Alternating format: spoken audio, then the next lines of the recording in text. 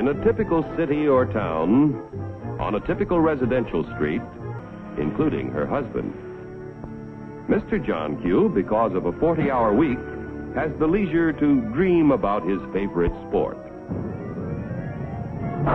Darling!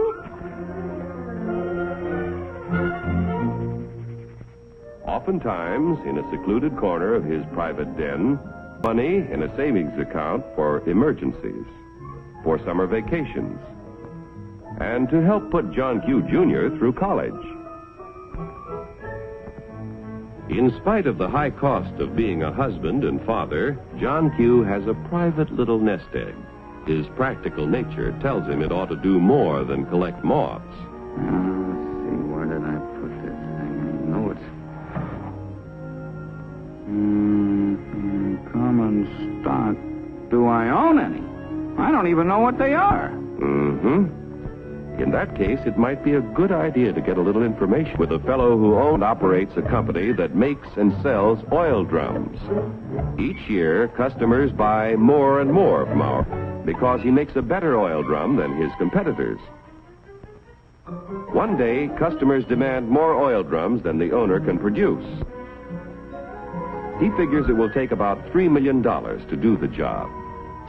So he decides to form a corporation to sell shares in his business to raise the capital he needs. First, the owner goes to the state government to get a corporation charter and permit to sell shares in this business. Next, our friend goes to an investment banker and shows him the record of the oil drum manufacturing company's past performance and plans for expansion. The investment banker decides to help our friend sell shares in the corporation to raise the $3 million. However, before any shares in the corporation can be sold, certain information must be filed with the Securities and Exchange Commission in Washington. The investment banker and the owner must swear that the information they file contains nothing but the truth. Registration with the SEC does not imply that the government approves the stock issue as a good investment, but only assures the public the material statements about the stock issue are false. Punishment will be according to the law. After SEC registration is effective, the investment banker pays the owner $3 million in exchange for a certain number of shares in the Oil Drum Manufacturing Corporation. The investment banker sells shares of the common stock to people at a price of $3 million investment and shows a profit for his services in selling the stock. Money received from the sale of shares in the business builds a new and better plant, which produces more and better oil drums.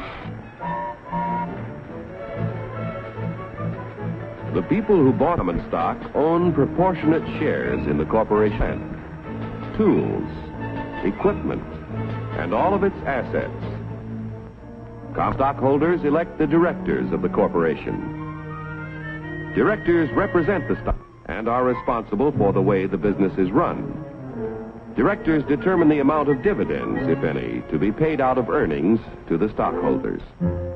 Naturally, when stockholders invest in a business, they hope to receive dividends to help pay for necessities of life. Within a few short years, an increasing demand for the company's product poses a friend. How can he fill all the orders? He will have to build more plants and buy more tools to increase production of oil drums. It will take about $20 million to do the job. One way to get this additional capital is to sell more stock to many more people. So the oil drum manufacturer... There must be a broad distribution of its shares among a large number of stockholders.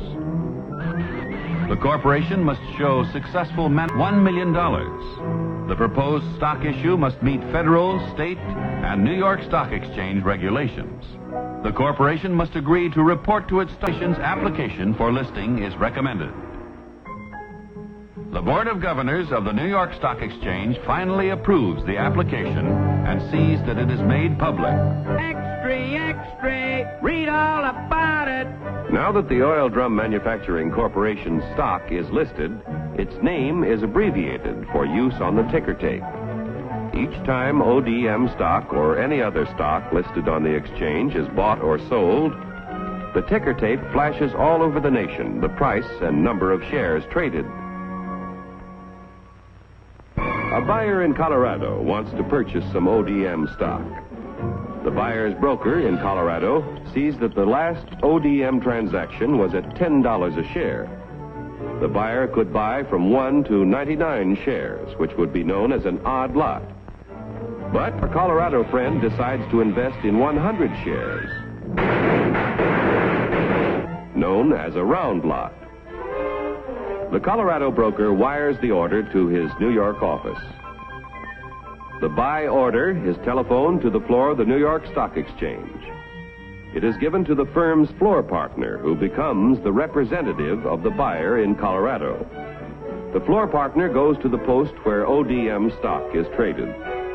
The representative of the buyer in Colorado bids $10 a share for 100 shares.